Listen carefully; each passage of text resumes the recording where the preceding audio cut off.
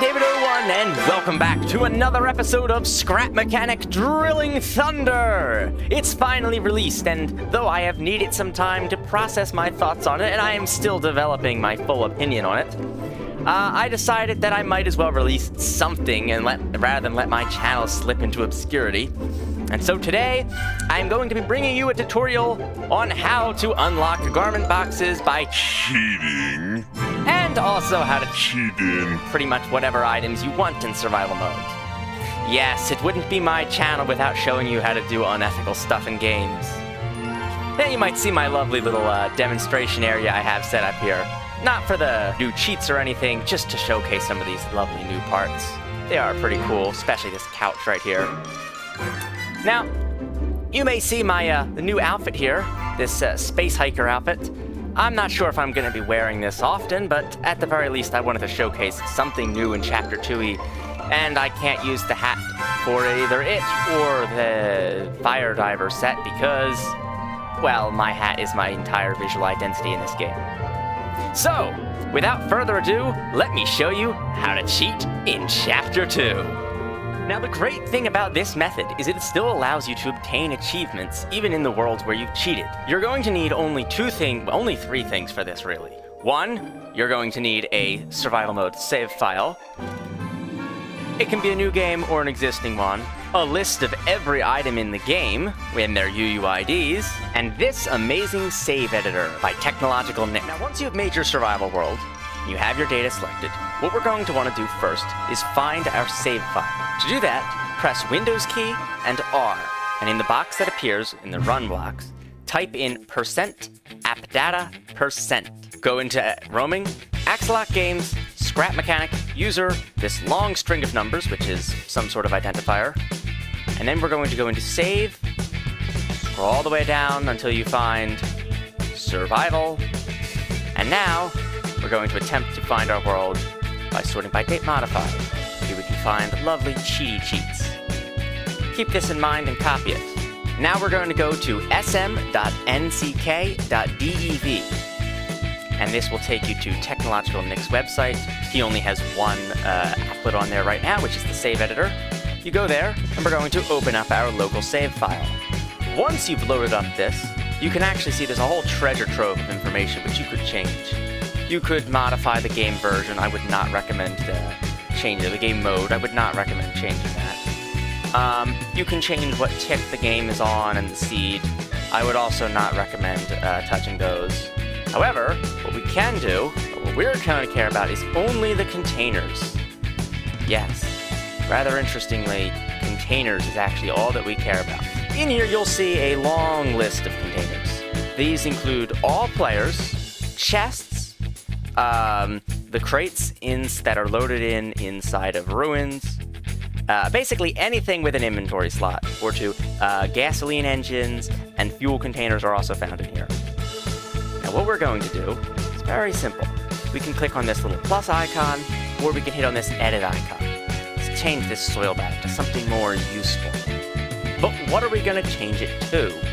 If you go into the Scrap Mechanic files by right-clicking on Scrap Mechanic in your Steam library and hitting Browse Local Files, and you then go to Survival, GUI, Language, English, you'll find a single file, inventorydescriptions.json.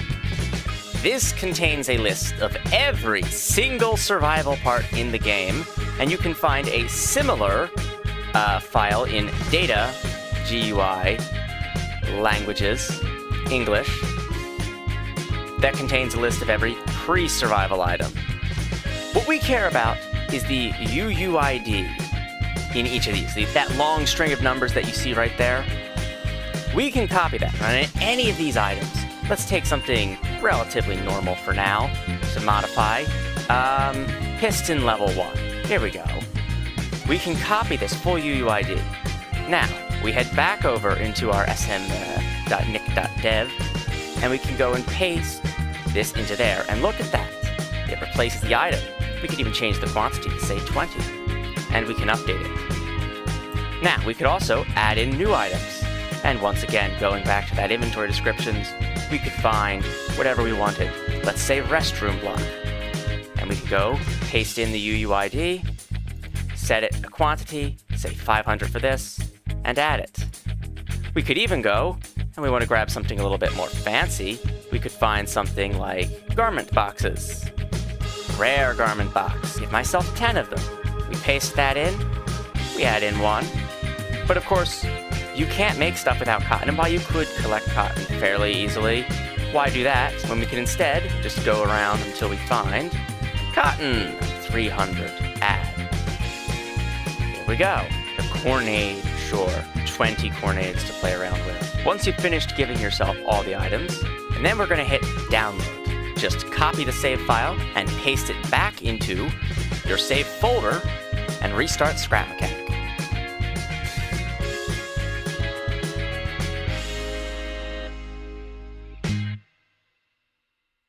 Fire up our new survival world.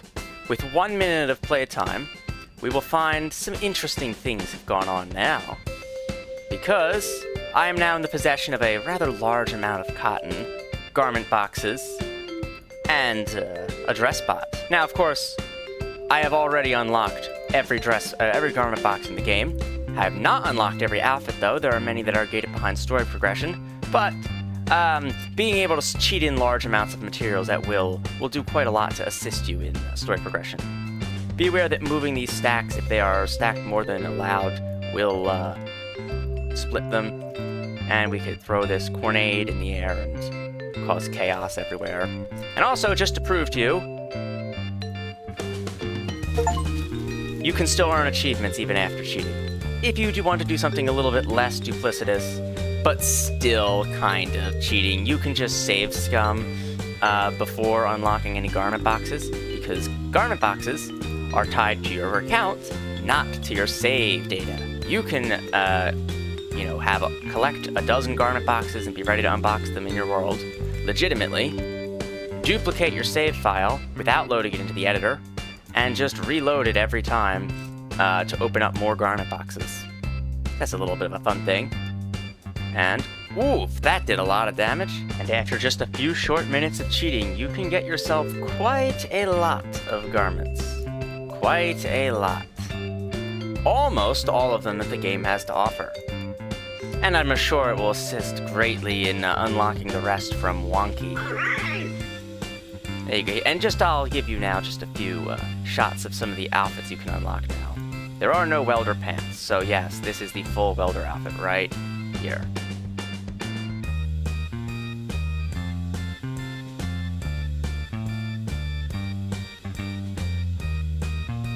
Well, thanks for watching. I'm David01. I'll see you in the next Scrap Mechanic video. Goodbye.